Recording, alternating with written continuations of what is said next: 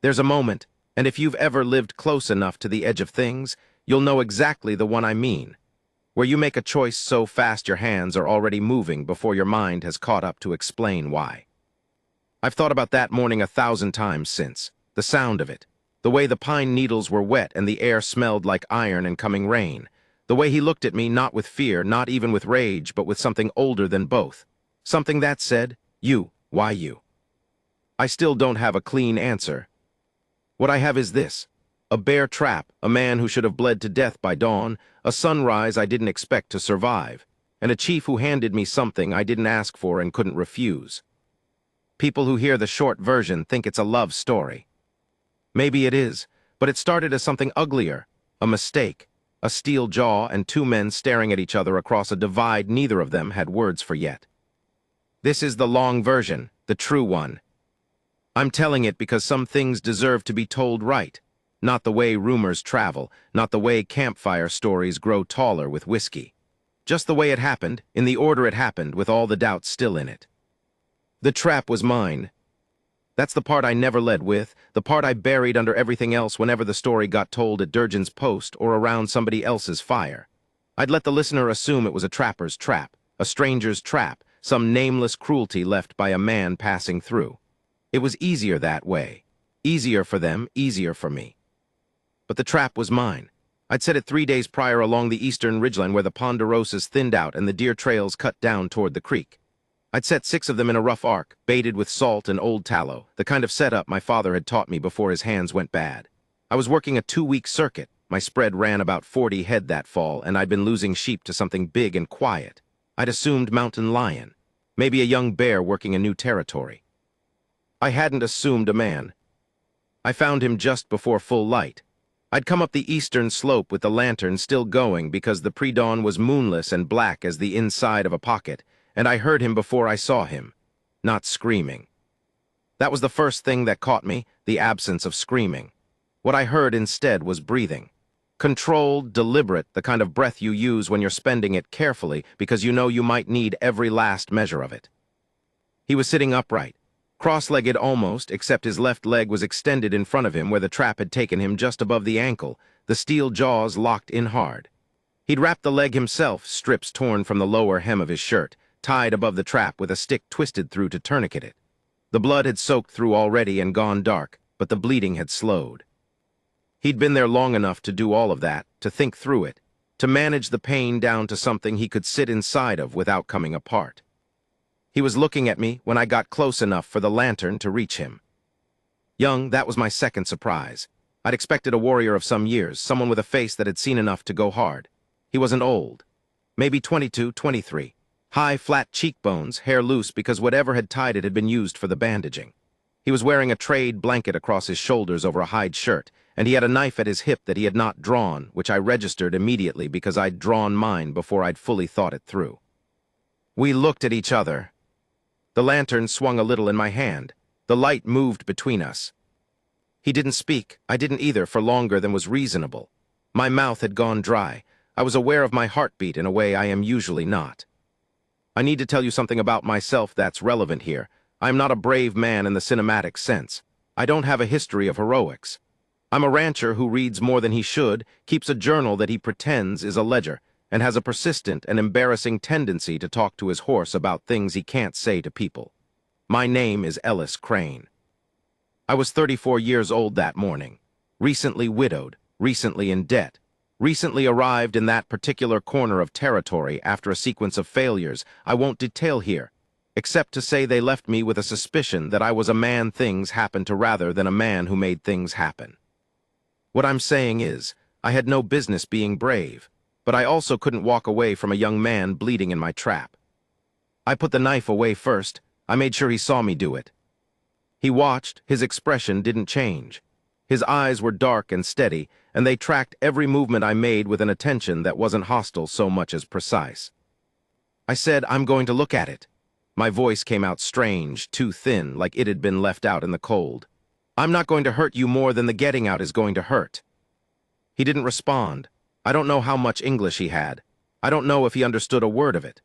But I spoke anyway, narrating each action before I took it because it seemed to me that even if the words meant nothing, the intention in my voice might carry something. I set the lantern down a foot away. I crouched. The trap was a number 4 long spring, heavy iron, strong enough to hold a bear's leg if you got lucky. And I could see immediately that the jaws had closed on the lean muscle above the ankle rather than on bone, which was the only reason he was still coherent. A few centimeters either direction, and it would have been a different morning. Getting the trap open with a man's leg in it is not a simple operation. The springs require significant downward pressure on both sides simultaneously, and if you lose control of either side, the jaws can snap back. I was aware that this would be the moment. If he wanted to end me, this would be when he'd do it. My head was down, both hands occupied, and his knife was right there. He didn't move. I pressed the springs, felt the resistance, pressed harder, and the jaws opened. He pulled his leg back himself, smooth, controlled, and then he was sitting with the free leg folded under him and the injured one extended, and the trap was empty, and we were both still alive. I exhaled. He made a sound just once when the leg came free. Not a scream. A short, contained sound like something that had been held a long time and couldn't be held one instant more. Then it was done. I looked up at him. He was looking at the sky, or maybe at the ridge. I couldn't tell which. His jaw was set tight and his throat was moving in a way I recognized, the way a person swallows a thing down that they cannot afford to have surface. I said, I need to look at the wound. He looked at me then. Something passed between us. I can't name it cleanly even now. It wasn't trust exactly. Trust takes longer. It was more like a temporary agreement.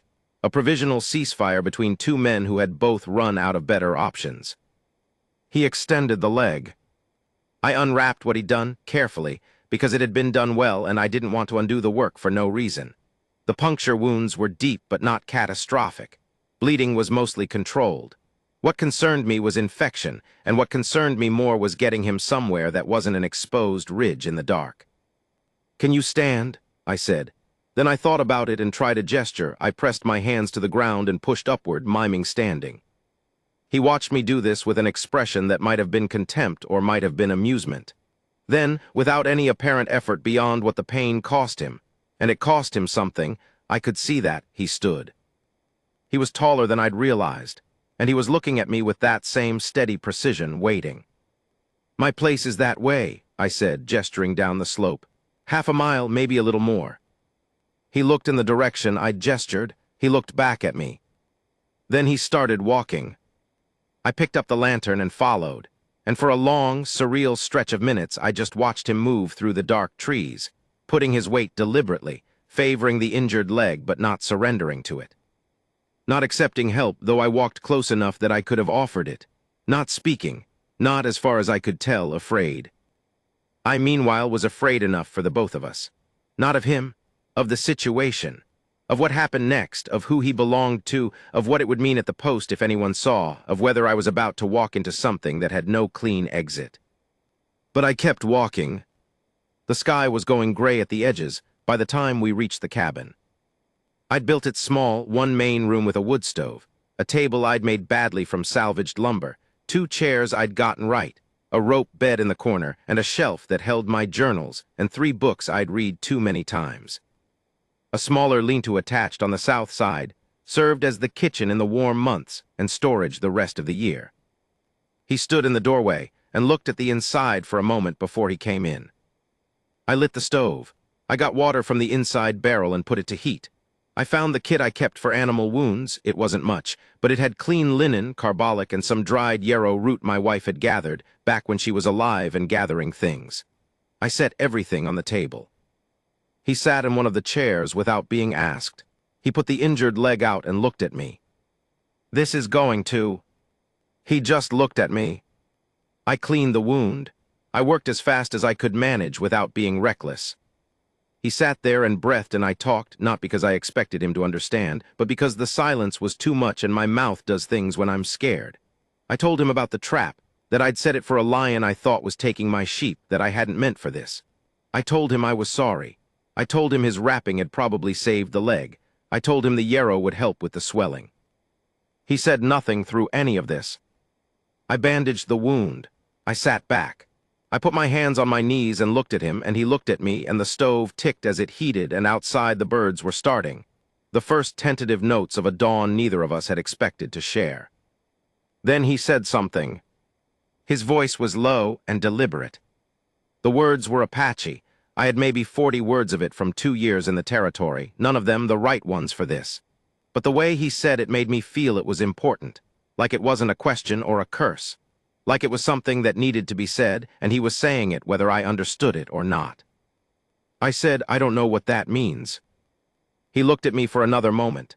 Then slowly, he touched his own chest with his right hand, not dramatically, just a brief, specific gesture, and said a name. I understood that part. Ellis, I said, and touched my own chest the same way. He repeated it, or tried to, and it came out softer in his mouth, something like Alice, and I don't know why that undid something in me, some knot I'd had in my chest since Margaret died, since the farm failed, since I came out here with nothing but the sense that I might as well be somewhere new if I was going to be nobody in particular. But it did. Something loosened. I went and got the blanket from my bed. I handed it to him. He took it, he looked at it, he looked at me. Then he closed his eyes, and I understood that he was going to sleep, and I understood this was the most extraordinary thing I had ever been trusted with by a stranger. And I sat in the other chair and kept the fire and did not sleep at all, and watched the dawn come up through the window as the birds outside got louder and the dark bled slowly away. At some point in the gray-gold early morning, I took out my journal. I don't know why. Habit, maybe, or the need to put something down before I lost my grip on it. I wrote, set a trap, caught a man, freed him. He is sleeping in my chair. I am not certain what happens next, and I find I do not mind not knowing. Then I stopped, because that was as much as I could say honestly, and I've always thought honesty in a journal matters more than complete sentences. Outside, the ponderosas were turning gold in the first full light. Somewhere down the slope, my horse stamped and moved. I stayed where I was. He was gone when I woke. I hadn't meant to sleep, but at some point after full sunrise, the warmth of the stove had pulled me under, and I came back to myself with a start and a stiff neck and an empty chair across from me, and the blanket folded on the table, folded, not dropped, not left in a heap, folded with the corners matched and the whole thing squared, like someone had done it deliberately. I sat with that for a moment. Then I went to the door. The morning was bright and cold, the kind of fall light that makes everything look slightly more real than usual, the shadows deep blue and the open places almost white. My horse was fine. The chickens were fine. Nothing appeared disturbed. He was simply gone, the way a thing is gone that was never fully present, that had existed partly in the logic of emergency, and partly in whatever mutual agreement the two of us had reached across the language gap. I went inside. I looked at the folded blanket. I poured myself coffee from what was left in the pot and sat down at the table and opened my journal to what I'd written at dawn. He is sleeping in my chair. I am not certain what happens next, and I find I do not mind not knowing. I added one line. He folded the blanket. It seemed important to note. I went about my day the way you go about a day after something happens that you can't place into any category you already have, mechanically, carefully, with a lot of pausing to look at nothing. I checked the remaining traps on the Eastern Circuit. I removed them all and brought them back. I wasn't going to reset them. I hadn't decided that consciously. I just found I was carrying them back down the slope, and that felt right, so I kept doing it. The sheep were fine. The one I'd been worrying about, a young ewe who'd been limping, had stopped limping sometime in the previous 2 days without me noticing. That seemed relevant in a way I couldn't explain. By mid-afternoon, I was back at the cabin splitting wood when I felt it. Not a sound, not a movement I could point to, just a change in the quality of the air, the way the birds shifted, the way my horse lifted his head. I set the axe down slowly. There were 4 of them at the tree line. Not hidden, they weren't bothering to hide. Standing in the open where I could see them clearly, in the way that things are shown to you when the showing is deliberate. 3 men who were older than the man from the trap, and the man from the trap himself, standing slightly to one side with his weight distributed evenly despite the leg, which told me more than anything else how much pride cost a person in certain contexts. I didn't reach for anything. My rifle was inside. My knife was at my hip, but I didn't touch it. I just stood there with my hands at my sides and looked at them. The oldest of the four, a man with a face that had earned every line in it, not old but seasoned, the way iron is seasoned, took 2 steps forward from the tree line and stopped. He said something I didn't understand, directed at me. His voice was level. It wasn't hostile, but it was the kind of level that cost something to maintain. The young man, Chaisai, I'd find out later was his name, though I wouldn't hear it spoken for another 2 days, said something in reply. The older man looked at him, then back at me, then back at him. Then the older man looked at me very directly and said, in English that was rough but perfectly clear, "You help him." It wasn't a question. "Yes," I said. He looked at me for a long time. I got the feeling I was being read, the way you read terrain, looking for soft ground, for sinkholes, for which way the water ran. "Your trap," he said. I didn't flinch. "Yes, my trap, I'm sorry for that." Another silence. One of the other 2 men said something quietly. The older man didn't respond to it. "What is your name?" he said. "Ellis Crane." He repeated it the same way Chaisai had, that same softening Ellis, and I wondered if that was a phonological thing or something else. "I am Nantage," he said. He said it the same way Chaisai had said his name the night before, touching his chest once. The same gesture. And I understood, in the way you understand things before you have the language to say them, that this was not a casual introduction. "Nantage," I said, and touched my chest. Something shifted in the group, not dramatically, but one of the other 2 men, the one who'd spoken quietly before, looked away, and there was something in that looking away that felt like a decision being withdrawn. Nantage said something to Chaisai. Chaisai answered. The exchange lasted about 30 seconds, and it had the rhythm of an argument that both people are tired of having, which made me feel that whatever they were discussing was not new. Then Nantage looked back at me. "Come," he said. I said, "Where?" He looked at me the same way Chaisai had looked at me when I'd explained what the carbolic was going to feel like. Patient, waiting for me to catch up. "Come," he said again. I went inside. I put on my heavier coat. I took my journal, I don't know why. It was a ridiculous thing to bring, and I put it in my inside pocket. I came back out. Chaisai was watching me. When I came out with the coat and the ridiculous lump of the journal in my pocket, he looked at me the same way he'd looked at me when I'd mimed standing up. That possible contempt, possible amusement expression. Only this time I was almost certain it was amusement. We walked north for what I estimated was about 3 miles. Into terrain I'd never been in despite 2 years in the territory, which told me it had been kept deliberately unknown. The trail, if there was one, was invisible to me. I followed Nantage, and the other 2 men and Chaisai walked behind me, limping in a way that was controlled and deliberate, and refused to become spectacle. I was aware, every step of that walk, that this was not a situation with a clear exit. I was also aware that I wasn't afraid. That surprised me. I turned it over as I walked. I hadn't slept. I'd had 1 cup of bad coffee. I was being taken into the hills by 4 Apache men, one of whom I'd accidentally half-crippled the previous night, and I wasn't afraid. Not in the animal, desperate way I'd expected. What I finally identified, was present. More present than I'd been since Margaret. More present than I'd been in 2 years of going through motions on the ranch. Of writing in the journal because you have to put something somewhere. Of being a man that things happen to. Something was happening and I was in it, and that was, strange as this sounds, almost a relief. The encampment was larger than I'd expected. Perhaps 30 wiki-ups arranged in a pattern that made sense in ways I couldn't immediately read, probably to do with wind and water and sight lines that I hadn't been here long enough to understand. Fires going. The smell of cook smoke and pine and tanned hide. People looked at me the way you look at something that has appeared in a place it shouldn't be, not with open hostility, more with a careful, assessing attention. Women, children, older men.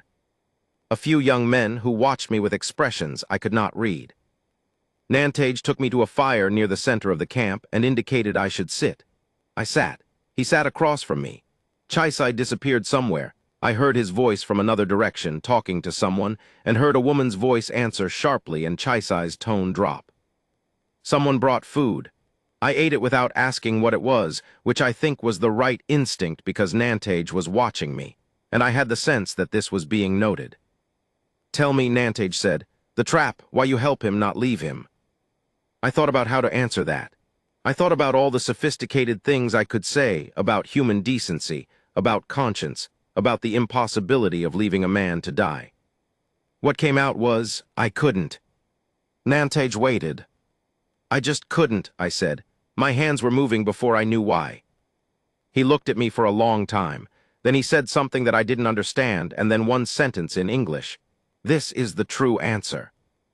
I didn't know what that meant exactly, but the way he said it made me feel that the others might have been tested and had given a different kind of answer.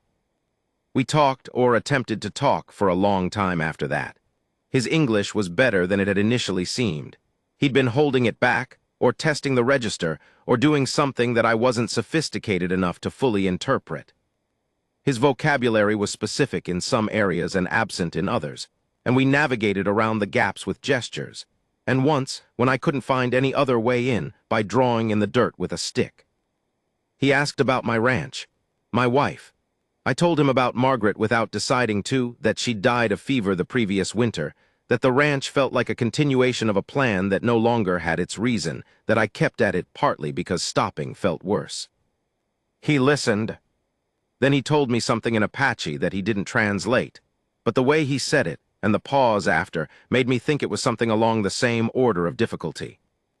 The afternoon was going when Chaisai reappeared and sat down near us. He had food and he ate, and he did not participate in the conversation exactly, but he was present in it, asking occasional questions of Nantage in Apache, receiving answers, looking at me sometimes with that level dark gaze. Once he said something that made Nantage respond with what I was almost certain was a dismissal, and Chaisai made a sound that was almost certainly a sound sons make at fathers since the beginning of time. I noted this. I said to Nantage carefully, "He is yours." Nantage looked at me. "Your son," I said. Something moved across Nantage's face. It wasn't simple. It had the complexity of something long carried, the kind of expression that contains history. "Yes," he said. "We sat with that." "He did well," I said, "in the night with the trap." "He managed it well," I hesitated. "You should know that if he didn't tell you." Nantage was quiet for a moment. Then he said something to Chaisai. Chaisai looked at me. Then he looked at his father. Then he looked at the fire. There was something in that moment I was not meant to see, I think. A kind of private reckoning between two people who loved each other in the complicated way of fathers and sons who are both proud and afraid. I looked away. I found something to study in the fire. When I looked back, Nantage was watching me with the same reading terrain expression he'd used at my cabin. "You sleep here tonight," he said. It was not a question. I pulled my journal out of my inside pocket, opened it to the next blank page. Old habit. If I write it down, it is real and I can look at it. I wrote Nantage, "Son is Chaisai, sleeping in their camp tonight, not afraid, cannot explain this." Then I stopped. Because the fire was warm and the night was coming down through the pines, and somewhere behind me, a child was laughing at something, and I didn't want to reduce any of it to sentences. I put the journal away. Chaisai was watching me do all of this. When I put it away and caught his eye, he said something quiet, directed at me, his first words to me since his name the previous night. I didn't understand it. I looked at Nantage. Nantage said, "He wants to know what you write." I thought about it, then I said, "What I want to remember." Nantage translated. Chaisai was quiet for a moment, then he said something else. "He says," Nantage said, "that this is strange, to write what you remember because you should not need to write what is real." I thought about that for a long time. I'm still thinking about it. The morning came in layers. First the birds, earlier than I was used to, closer to midnight dark than dawn. Then the fire being rebuilt somewhere beyond the wickiup they'd given me, a borrowed space with an unfamiliar smell and a different quality of quiet than my cabin had. Then voices, low and purposeful, the kind of voices that belong to people who begin their day before the light does because they've never had the option of waiting for it. I lay on my back and stared at the curved interior of the wickiup and understood, with a clarity that only comes in that specific liminal space between sleep and waking, that something had been building since the moment I pressed those trap springs in the dark. I didn't understand what it was yet, but it had a shape. I could feel the edges of it. I got up, Someone had left water outside the opening. I used it. I found my way to the central fire and sat, and a woman who did not look at me directly put food near me and went away, and I ate and watched the camp begin its day. Chaisai found me there before the sun cleared the ridgeline. He was moving better than he had any right to. The injury had to be screaming. I'd seen the wound, I knew what it was, but he walked with the careful deliberateness of a man who has decided that his body's complaints are simply information to be managed, not commandments to be obeyed. He sat across from me. He had food of his own. We ate in silence for a while. Then he said in English, better English than I'd expected, rough in places but navigable, "My father will speak to you today." I looked at him. "About something important," he said. He said it looking at his food, not at me, in the tone of a person delivering information they have complicated feelings about. "What about?" I said. He put a piece of food in his mouth, chewed, seemed to be organizing something. "There is a way," he said slowly, "among our people. When a life is taken from death, when someone pulls a life back." He paused. "There is a debt, but my father does not call it a debt. He calls it." He used an Apache word, said it once, then seemed to look for something adjacent in English. He settled on a thread between people. I thought about that, a thread. "If you pull a thread," he said, "both ends move." I nodded slowly, though I wasn't entirely sure I understood. "He will offer you something," Chaisai said. He picked up his cup. "You should not refuse it." "What will he offer?" Chaisai looked at me then. Direct, level, that particular quality of attention that I'd come to recognize as specific to him. The kind of looking that was doing more than looking. "My sister," he said. The camp went on around us. A child ran past. The fire cracked. I said, "What?" "Her name is Ishtan," he said. "She is," he seemed to measure something. "She is not a prize, you should know this before my father speaks. She is not something given, she is," he stopped, started again. "She agreed." I put my cup down carefully. "She agreed," I repeated. "She has seen you," Chaisai said. "She watched from the trees, she—" Something moved across his face, something that I would have called embarrassment in a different man in a different context, but here had a different texture, more like the resignation of a brother who has spent time arguing a lost argument. "She said you fed yourself without asking what it was." "That's I stopped. That's what she noticed. She said it showed you were either brave or foolish," Chaisai said, "and that these days they are the same." I was quiet for a moment. "And which does she think I am?" Chaisai almost smiled. Almost. It arrived and withdrew in about half a second. "She said she will decide," he said. I sat with all of this. I looked at the fire. I thought about the folded blanket on my table.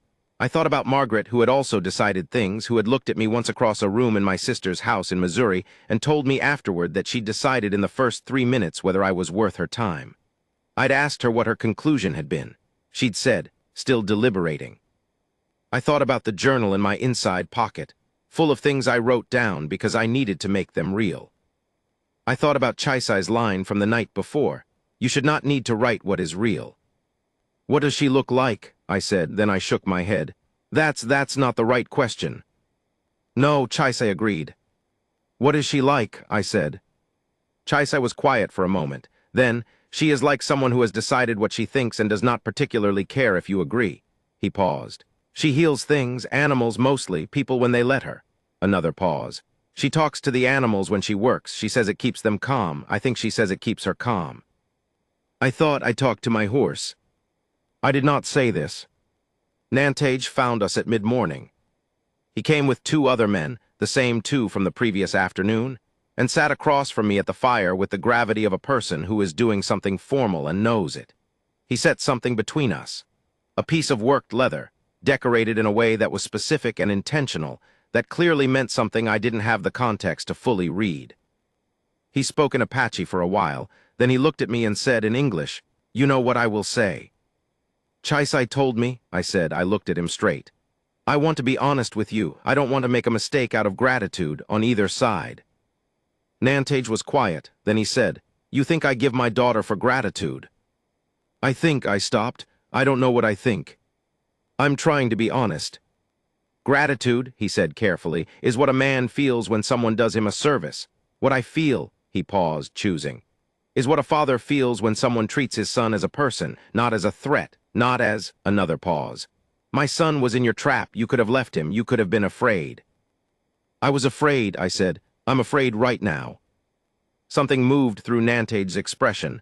I think it was respect. It came and went quickly, like Chaisai's almost smile. Ishtan will decide, he said.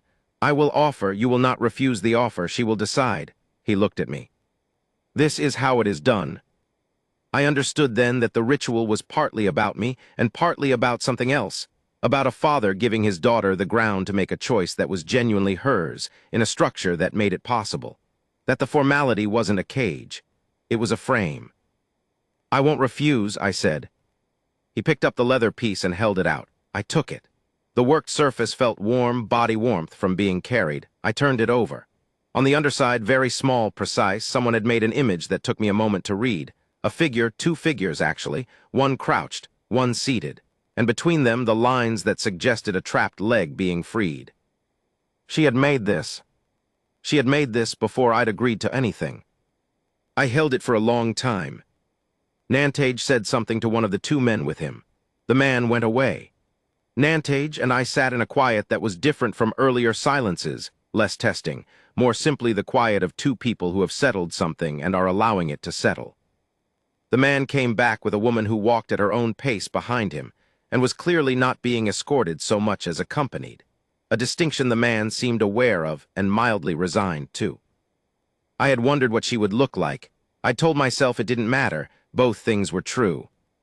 She was younger than Chaisai by perhaps 3 years.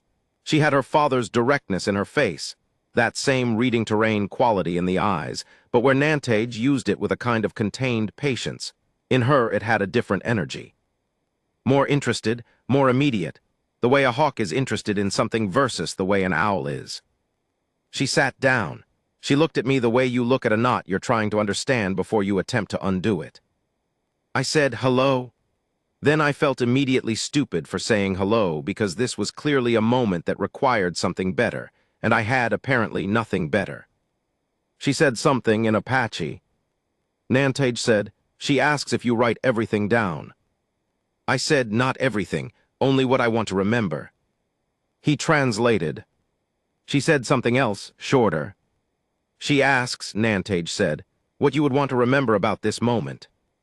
I looked at her.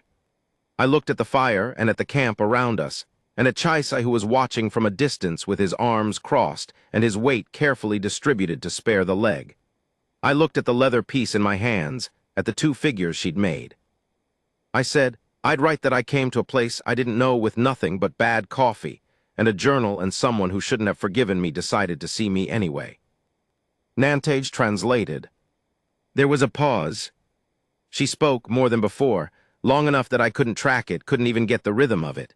When she stopped, Nantage was quiet for a moment. Then he said, she says, the trap was a mistake. The freeing was a choice. She cares only about the choices. I breathed. She also says, Nantage continued, with something that was not quite amusement and not quite patience, something that belonged to a man who has been having his daughter translated for him for a long time and has made a certain peace with it, that she will decide. But you should know that she has already been deciding, and she is farther along than you. I looked at her. She was looking at me with that hawk interest, measuring, considering. Then she looked at the leather piece in my hands, then back at me. She said one word in English, clear and deliberate and aimed. Good. Just that. I understood it to mean approximately, you'll do. We'll see. This is the beginning and not the end, and I'm watching how you move through it. I stayed 3 more days. I learned to recognize the pattern of her voice before I could understand the words. I learned that Chaisai's resistance to me was not hostility, but the specific wariness of a brother who has watched his sister be underestimated too many times and is waiting to see if this man is another instance. I learned that Nantage's English had been more complete than he'd initially let on, which was a thing I couldn't quite decide whether to be amused or unsettled by. I learned that she talked to the horse when she came to look at it. She came without announcing herself on the second afternoon, just appeared at the fence line and stood there, and my horse walked over to her, which he does not do with strangers, not ever. And she stood with her forehead against his and spoke to him quietly, and I stood 30 feet away and did not interrupt. On the last morning, I took out the journal. I sat with it for a while without opening it. Then I opened it. I wrote 3 days. The trap was mine. The freeing was a choice, she said. Good. This is what I want to remember. I looked at it. Then I added, maybe Chaisai is right. Maybe I only needed to write it because I didn't trust it yet. I closed the journal. I put it in my pocket. I walked out into the morning where the pines were holding the early light in their tops, and the fire was already going, and Ishton was standing at the edge of the camp, looking at something I couldn't see, and I walked toward her, and she heard me coming and did not turn around but shifted slightly, almost imperceptibly, the kind of shift that makes room without making a production of it. I stood next to her. We looked at whatever she was looking at. The valley below, the territory, all of it still in the early light like something that was waiting to be decided. After a while, she said something in Apache. Then she looked at me sideways, that hawk look, half amused, half measuring, and said in her careful, specific English, "You can write this part." I didn't reach for the journal. I thought maybe not, maybe this part I'll carry. She turned back to the valley. The light kept coming,